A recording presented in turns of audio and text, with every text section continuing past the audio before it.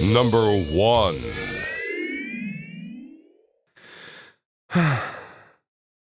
Why does this feel so hard? Because you love Dragon Ball? And you love talking about Dragon Ball. Yeah. I just can't believe this is the last one. The last entry of the last DBCember. Well then, guess we better give it our all, huh? Right. The Saiyan Saga is, in our opinion, the best representation of everything that Dragon Ball is. In our opening arc, we're introduced to a revelation that fundamentally changes the series, with the reveal that our main character, Goku, is actually part of an alien race. This revelation would bring great violence, despair, but also growth, as Goku's unknown lineage suddenly catches up to him and his home, and wreaks havoc in its wake. We've talked about this in the past, but Raditz's reveal of Goku's alien origin is such a monumental moment. Rightfully, it eclipses the reveal that they're related, which for Goku obviously wouldn't really mean anything. He's grown up on Earth and his real family doesn't include Raditz. Though Raditz doesn't last long, Goku loses his life and finds himself making his way to another new master in the afterlife, who would train him to face an even bigger looming threat. Goku and Piccolo versus Raditz is a great fight to start off this saga with. Though it might not rank high for many fans in terms of its overall quality, watching these two rivals forced to struggle against a frightening new opponent is exciting, and you can feel the desperation as they throw together a plan, one that ultimately ends in Goku's death. That's right, our main character has died. In a series where death means nothing, true, but it's still a beautifully done, if not immensely brutal moment. And his death even manages to move the plot forward with the introduction of King Kai. Goku has had many masters: Kame Sennin, Karin, Popo and Kami, Whis, and among them, for me, King Kai ranks pretty high, just below Roshi, by virtue of him being so unconventional, colorful, and playing such a huge role in the material to come. And his training conditions for Goku are also a lot of fun. And the mere concept of death being a pathway, or in this case, Snake Way, to self-improvement is a neat, spiritually fascinating concept, perfect for a story inspired by Journey to the West. During all that though, Piccolo takes Gohan under his tutelage. After seeing the boy explode with a power that dwarfs both him and his rival, Piccolo is hell-bent on molding Goku's wimpy son into a fighter capable of protecting the Earth. And part of that process involves survival training, aka leaving a 4-year-old in the wilderness to fend for himself, and what follows is actually exceptionally heartwarming, as we see Piccolo slowly come around on this poor vulnerable kid.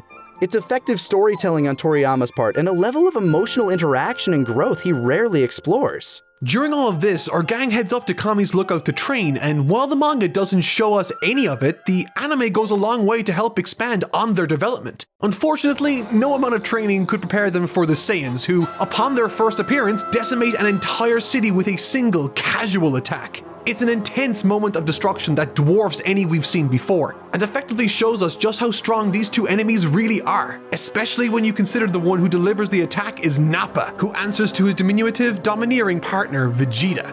It's a fantastic introduction.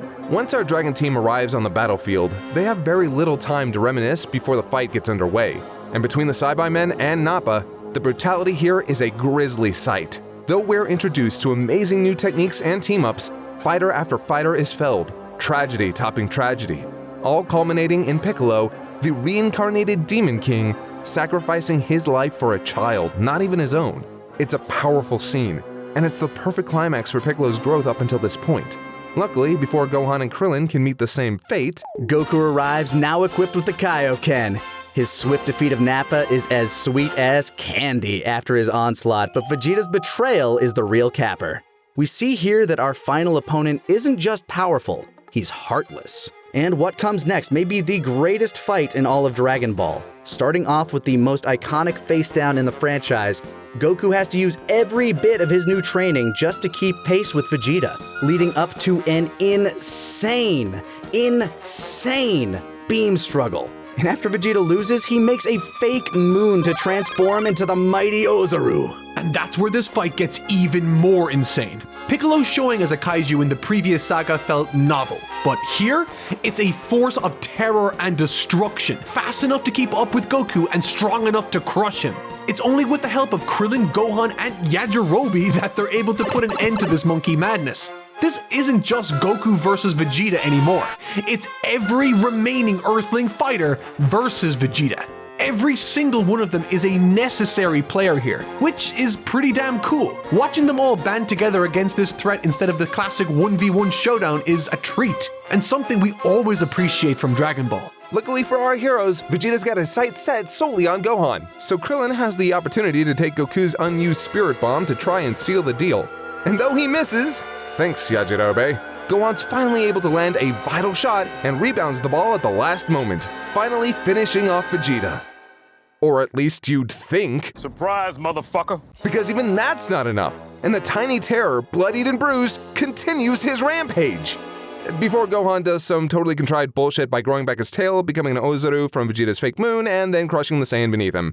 But it's super entertaining and dramatically ironic contrived bullshit. And though Krillin tries to rightfully end Vegeta's life, a selfish Goku begs for his friend to spare this broken mass murderer in hopes of one day being able to fight him again. After this fight, they're all barely holding on by a thread. This battle has left them all utterly wasted. It's an amazingly satisfying yet poignantly bittersweet victory. Hard fought with several casualties and the victors in tatters. They're wrecked, but they fucking won. And the anime goes the extra mile in the recovery of the Fallen's bodies. It's an intensely somber scene complete with an emotionally ruined Bulma who can barely hold it together. But in the darkness lies a glint of hope and a new goal set before them. Next stop, Namek. It's the perfect ending to this saga, providing us with a heartbreaking but ultimately hopeful denouement and leads us right into the next story. This kind of connective tissue between arcs is exactly what we felt like was missing from the likes of Dragon Ball Super. One of the most interesting narrative through lines in this saga is Goku's heritage. His connection to the Saiyan race doesn't affect him on an emotional level, he rejects that outright. But it's what brings this conflict to Earth in the first place, and is a huge point of contention for Vegeta, who sees himself as an elite, while Goku is lower class. This dynamic works incredibly well, because it not only further highlights Goku as the underdog, but also underscores his loyalty. He's an Earthling, goddammit! Even if the franchise would slowly but surely associate his most endearing characteristics with his Saiyan biology, yes, I'm salty about that. The fight against the Cybermen and Nappa are so full of amazing sacrifices and losses. We've never seen death on this scale before, and it turns the despair up to 11 as the strongest among them can barely scratch Nappa, who's the second in command. But it similarly gives our heroes a moment to show just how far they've come, even if the fruits of their labor can't stack up against the Saiyan brute.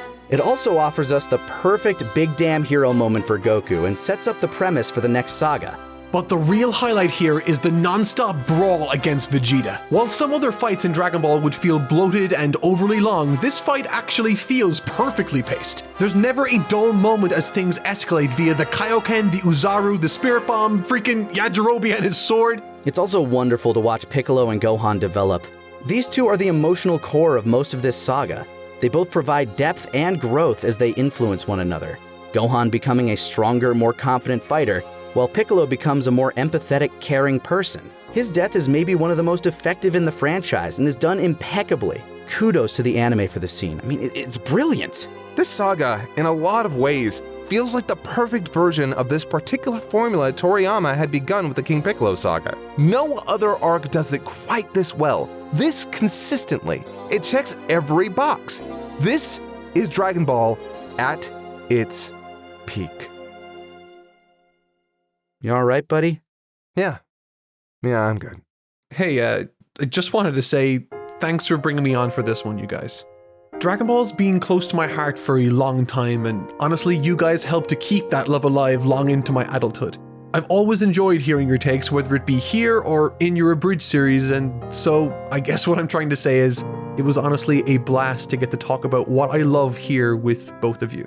Mark, my man, I love your reviews. You always have such a critical yet heartfelt perspective on everything you talk about, and you've always managed to give me something to consider and reflect on. I sincerely look up to you and your team. Thank you so much for joining us this year. Anytime, Scott. DBCember has always been a way for us to show Dragon Ball our love outside of DBZA. A way we could take deep dives and explore what makes it tick, and most of all, what made us love it in the first place. We hope more than anything, whether you disagree with our placement here or any other year, that you feel that love, and maybe even found some of your own reflections on the franchise. Thank you to everyone at home for being a part of DBCember these last 8 years. Dragon Ball literally changed our lives. So getting to spend time nerding out about it with the people I care about, with an audience who cares to hear it, it's been so awesome. You've all been awesome. So please, from us here at TFS, all of us, Have a Merry Christmas. A happy holidays. And a Happy New Year. And thank you one and all for joining us for our last DBCember.